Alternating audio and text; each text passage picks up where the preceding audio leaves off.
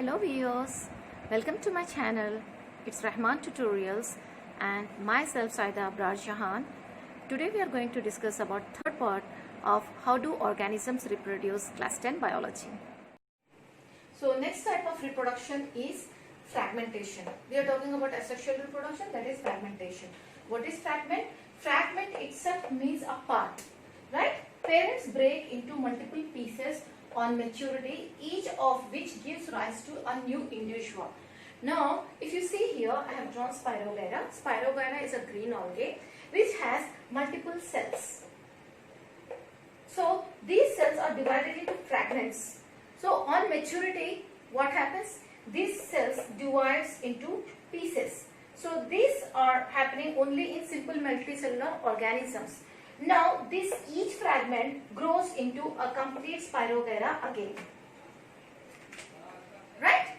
So, why this is not possible in upper multicellular organisms means, for an example, look at ourselves. We are human beings. We have learned in life process chapter that there are different systems in our body. We have nervous system, we have circulatory system, we have respiratory system, we have digestive system. Now what happens? One system is assigned to one work. Now for an example, if our brain is divided from our body like a fragment and it doesn't have the capacity of developing the other systems, or else let us take our trunk into separate fragments. Our trunk doesn't have the capacity of growing the head or the lower body and nothing, because it happens only in simple organisms. Because in simple organisms, the fragments are exactly up to the cell mark. That is why they are able to develop into a complete fragment. The fragment is able to complete a different individual again. Understood? Now the next mode is regeneration. Regeneration is again, parent is cut or broken into multiple pieces, each gives rise to a new individual. Here also, that is why I have written both of them at a time on the board. Here also in fragmentation we are saying that parents break into multiple pieces, but the difference is here if cut or broken, that means it's an accidental process.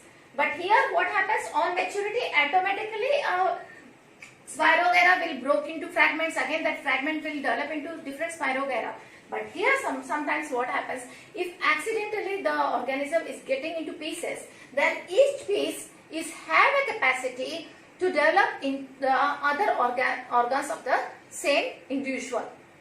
And some of the cells are helping it to develop the different body parts, those are called as stem cells.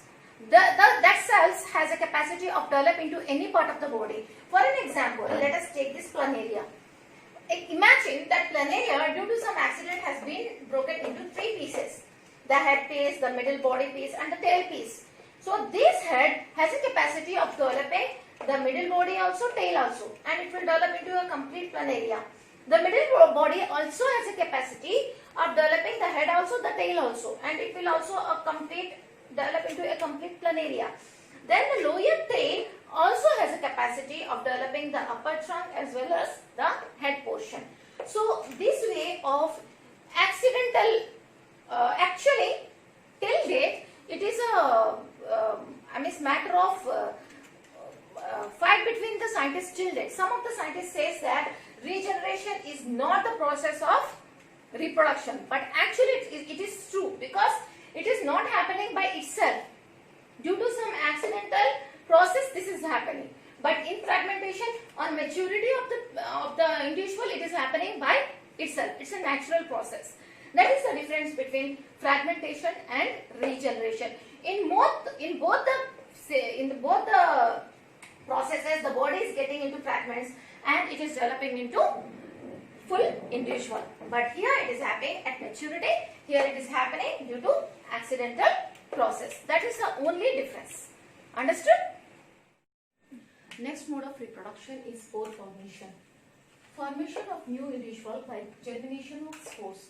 What are spores? Spores are unicellular bodies in the parent that are capable of growing into a new individual. Mostly you have seen that in aquatic plants, you have seen this kind of plants mostly known as fern.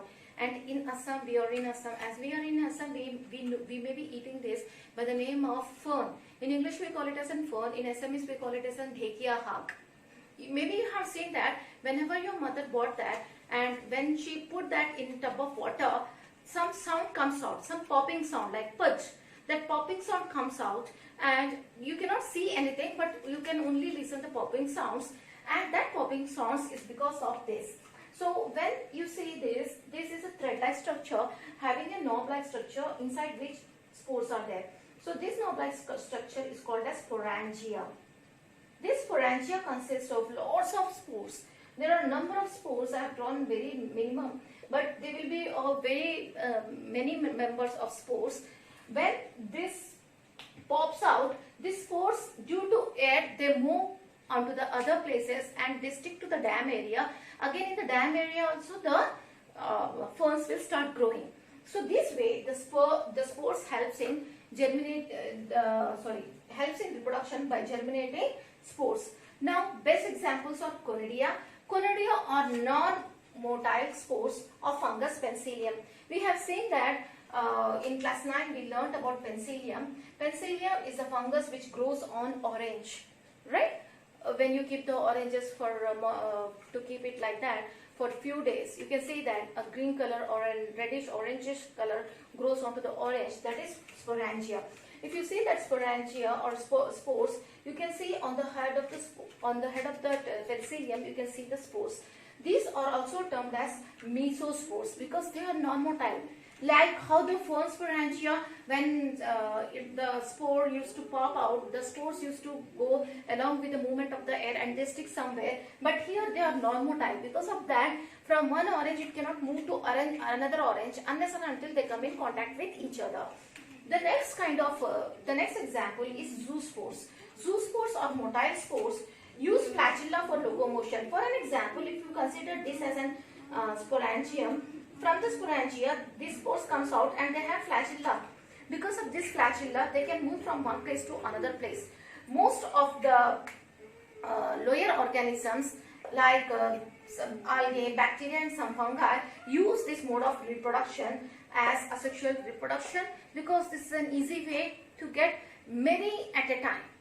We can produce many at a time because spores are mostly in hundreds, or we can say in thousands, in lakhs or in millions. So that is easy for them to reproduce millions of spores at a time. That is why most of these lower organisms like algae, bacteria and fungi, mostly aquatic plants, adopt this spore formation.